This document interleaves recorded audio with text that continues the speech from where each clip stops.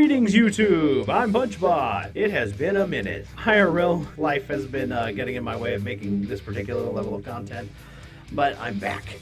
So today we're going to be talking about my pitch for a Power Rangers versus G.I. Joe movie that is set in a Hasbro cinematic universe. We're going to be talking about the why do we want to do this. I'm going to be giving you guys some business side of things and a little bit of just some personal reasons why I think we should do this. And then, of course, I'll give you guys a bare bones basic plot. And then, of course, I'll give you a hint of what the next movie, talk about a little bit about the next movie. And yeah, let's dive right into this. So first of all, why should we do this one? Well, first of all, this is a bridge film. This film primarily sets up things that are very much needed to make anything that makes sense for the future films. I want to say that this video is like a base film for the HCU. This is very much something that sets up everything going forward. So that is one of the key points of it to it narratively. Now, of course, obviously, on the business side of things, this is really clever because this is basically Hasbro's oldest, strongest IP versus its newest, strongest IP, which I think is a very powerful selling point for audiences. And then, of course, yeah, it's going to sell toys, because then you can sell things like 2-packs where you have like Snake Eyes and the Black Power Ranger, or Duke and the Red Ranger, etc. in versus packs, like they used to back in the day. And then, of course, I know some of you guys are going to be looking at this and thinking, well, that's just not a fair fight at all. And you are right to a point, but that's kind of also a point to the story, because one of the things that always bothered me personally about Power Rangers was not, besides the lack of real world heroes being involved in there at all. Like, I used to remember thinking when I would look at some of these things, there were a lot of holes with Power Rangers, and I kind of caught them even at an early age. Like, some of this stuff is inspired by things I was thinking about when I was 7, literally. So, first of all, the Joes are this high-level military group, and there's no way they have to answer to somebody, right? Like, generally speaking, these people answer to like the President of the United States or like the United Nations, whichever version of them you want to go to. Likely the Joes have somebody that they have to report to. And then, of course, the Power Rangers are superheroes. And superheroes, let's be honest, they're not really loved or respected by most people who exist in the political sphere or governmental sphere of things. So, naturally, in a world where these two groups exist at the same time, I feel like there's going to be some type of clash. There would have to be, because the Joes are like the best of the best, and the Power Rangers are like a rogue organization. They're practically just, to the Joes, they could be like Cobra, only they help people instead of cause mayhem. But they're not sanctioned heroes. They are, 6 mystery people who, in rainbow spandex, or in our movies, rainbow armor, that show up, fight a giant monster, and disappear. That would frustrate any government. Now, that's always been kind of the thought, is like, when I was a kid, I always thought that there would be no way that any government around the world would let a bunch of teenagers be superheroes, especially with something like the Power Rangers, because, the Power Rangers the powers come from a suit. They're not inherent like they are like with the X-Men or like a Kryptonian. A lot of the Power Rangers' powers, they come from the armor and the spandex they wear. So that's where a lot of this is inspired by. So it's kind of like a realistic, real-world take on what would happen if the Power Rangers existed. And the Joes are just kind of the military force that realistically, if they existed in the same world, that would be sent to deal with them. So, with all that said, let's go ahead and dive into the plot of Power Rangers versus Joes. And I'm going to tell you some things that are also going to be expanding the world, because I think you need to know that for a lot of this stuff to make sense. So, of course, as some of you surmise, the alien that the Joes rescue at the end, of course, is Rom. We know that from the Joe movie. That was Rom the Space Knight, who is reimagined as a machine empire, a defector, And that is an important plot point because, that's a very important plot point for a future film. Keep that in mind. And like I said, this film is very much a bridge film. This film sets up things that are going to be existing in future films. So I'm going to go ahead and just say it. 2 of your Joes that will be involved in the team to stop the Power Rangers are Ryan Steele and J.B. Reese. If those names sound familiar, yes, those are VR troopers. If you watch the first film, or the first video in this series, you probably saw the mask poster. That is something that will get discussed later, but yes, this is a bridge film. We are setting up things like the troopers. And so Ryan Steele and J.B. Reese are 2 of the Joes that will be assisting in the conflicts with the Power Rangers. Now, the movie will start with something along the lines of something like the Wannabeast from Mighty Morphin Power Rangers. A monster that can disguise itself as a Power Ranger and gives off an energy signature very similar to a Power Ranger's. And his minions will be the Putty Rangers, the Mutant Rangers. The Badges of Darkness are kind of important because in my head, that's going to be the henchmen that this monster has. And Lord Zed basically says, okay, let's try the thing with Tommy again, but this time we'll make them out of monsters that I have full control over, not a human that I have to brainwash. So Zed kind of doesn't really learn his lesson here, admittedly, but there's a point to this because it sets up the broader story. So I know that there's a bit of a theme of Lord Zed just throwing evil Power Rangers at the Rangers, but there's a point to that. So the Rangers fight the evil Power Rangers, and of course the TV crews see it, videos get leaked online, and Cobra is going to take advantage of the hype and hysteria. So basically, Cobra sees how powerful the Power Rangers are and realizes, hey, let's make the Joes fight the Power Rangers. So basically Cobra is going to capitalize on Lord Zed using copies of the Power Rangers, basically. And they're going to make the Joes fight the Power Rangers. And the idea here is that basically the Power Rangers will wipe out the Joes, and then of course the governments of the world will be too busy trying to basically end the Power Rangers that Cobra won't have anyone to stand in their way of their goals, basically. So that's Cobra's big old plan. So Cobra then doctors footage to make the Mutant Rangers look like they're the original Rangers doing horrible stuff. And of course they'll combine it with Brainwash Tommy footage. And of course then they will use that to get the government to pressure the governments of the world through their contacts to pressure the Joes to go after the Power Rangers. This, of course, is very successful, easily done. I mean, come on, we live in a world full of things like deep fakes and AI being able to pretty much do all sorts of things, all sorts of fake things, like in our modern era. Clearly, this is a doable thing, and this was a doable thing even if we wanted to go 10 years ago with CGI. So this was doable. So Cobra has these videos circulating, and the people are wondering, are the Power Rangers actually good guys? Governments are being pressured to do something about the superhero menace that causes so much collateral damage. And of course, this leads the Joes to being forced to arrest them. So the Joes track down their energy signature. Now, one of the things that I want to point out is Noah Diaz is the one Joe that is not present in this film, and there is a point to that.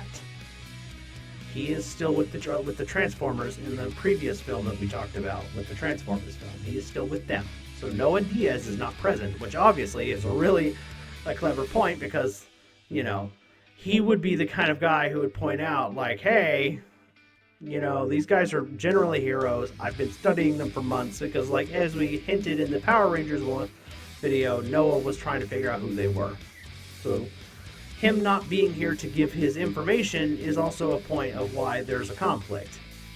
So Duke tries to arrest the Power Rangers after getting a signal of their energy signature. The Rangers are following that same energy signature because it turns out it's not the Rangers, it's the monster that is just able to disguise itself as one. And I'm leaning towards the idea of it being Wannabeast, but writers could obviously make this into something a little more new for the film. Anyway, point being, the Rangers show up, they fight Wannabeast, maybe they destroy another minion. With the badges of darkness and all that stuff. The Joes end up cleaning up that mess when it's all said and done. The monster escapes, and of course, the Joes try to arrest the Rangers, and of course, they fail because they can't. They're not physically capable of doing so. And in my head, there's like a chase scene. The monster disguises itself as a regular person and runs into like an office building and then just constantly shifts to another person. So that it can be anything while it's in there, and the Rangers lose him, like either that or something like an abandoned building. It doesn't matter. Point is, they lose the monster. Zartan, who has disguised himself as a Joe at this point, then takes the opportunity to further the framing of the Power Rangers as a threat by framing the Rangers and killing another random G.I. Joe member. This will probably be a no-named character, or a character that isn't named, at least in my head currently. This character is then killed with a replica of one of the Power Ranger weapons, but made on Earth. It's not made out of the same metals. That is important to note. And of course, then he runs to the other Joes, while still disguised, yelling, "Oh my God, they killed one of ours!" And of course, that leads Duke to being very determined to find and arrest the Power Rangers. Later in the film, we have we'll get a scene with Lord Zed and the monster, who we'll call the Wannabeast just for this video. And the Wannabeast and him hatch a plan because Zed wants to make more putties. That's kind of the thing. He uses constructs, and the Rangers have basically been, dwindling his supply to make him make his own monsters. So the Wannabeast is sent back to Earth to collect the things to do that. He goes back to Earth. The Power Rangers are hunting the Wannabeast, who also gives off a similar energy signature that the Power Rangers give off, and that leads to the Joes finding them in a very public place. The Wannabeast does manage to hand off the materials to Lord Zed or one of his other minions like Scorpina. And, so Zed gets the materials at the end. That's important because we'll need that for future films. This leads to the Rangers trying to find the Wannabeast. And they end up fighting the Joes in a very public place because the Joes are there to arrest them. And this time, though, the Joes come a little more prepared than they were the first time. So in the first one, they didn't have like Scarlet there. Maybe they didn't have Snake Eyes. Maybe they just had Duke and some regular Joes. Or maybe they just have the characters of Ryan and JB without the accelerator armors. Point is, this time, Duke is prepared. They pull out the accelerator armors. Snake Eyes is going to use the weapon, the sword he got in the previous film, which is an enhancement to his sword. So he's basically using Cybertronian tech. Scarlet, as I want to remind you guys, is now enhanced, so she is kind of a super soldier. And, of course, Duke realizing that he does not have the muscle, at least as far as he can tell, he's not sure he has the muscle to take down the Power Rangers. So he conscripts Rom, who has been hiding in the Joe's base. Just kind of been assisting and sharing information because he believes that the Joes are Earth's defense. And he's not exactly wrong, he just doesn't know that the Power Rangers are on Earth at this point in time. And doesn't know that they're the good guys. So, Rom agrees to help the Joes in protecting Earth because that's kind of his personal mission. He knows that Earth is eventually going to be targeted by the Machine Empire, and he is trying to help the Joes get prepared to protect it. So he agrees to help them fight the Power Rangers because he is clearly way more capable as a combatant than they are. They're gonna know that off the top of the bat. Like there will definitely probably be a scene where he's seen lifting some obscene amount of weight.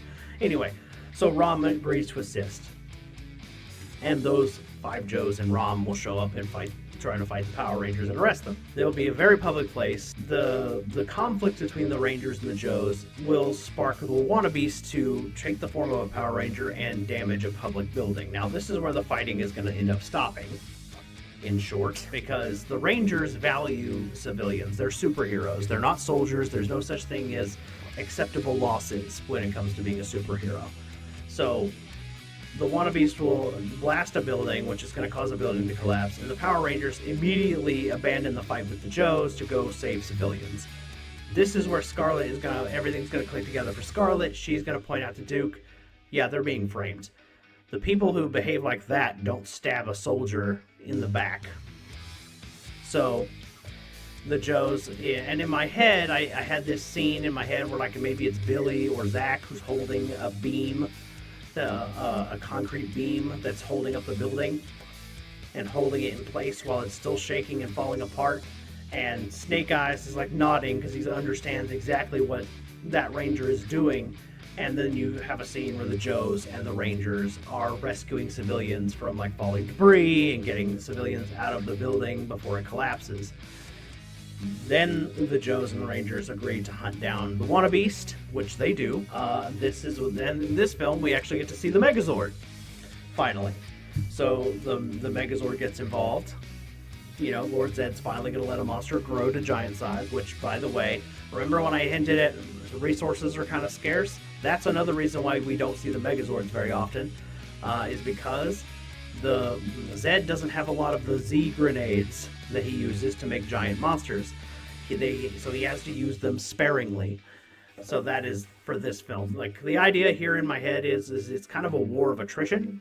So like the Power Rangers have been defending the Earth so long that Zed has kind of inherited what was left of Rita's resources, and Finster doesn't have the materials to make as many as he could when he started the war against Earth. So like the idea is like the original 5 has pretty much successfully defended Earth from Rita for a while, and Zed's just using the resources that he has, and that's why a lot of his monsters are gathering resources while fighting the Power Rangers.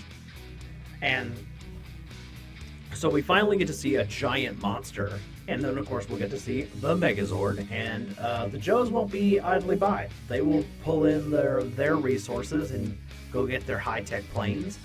And in my head, the way that the Rangers win is they have trouble fighting this monster right off the bat.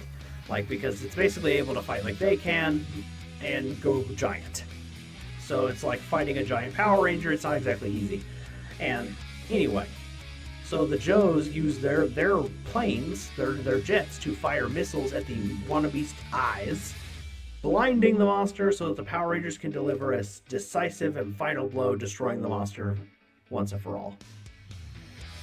And then the film ends with Duke realizing that the Power Rangers are good guys, and also realizing that the Joes are not equipped to handle the threats that are coming.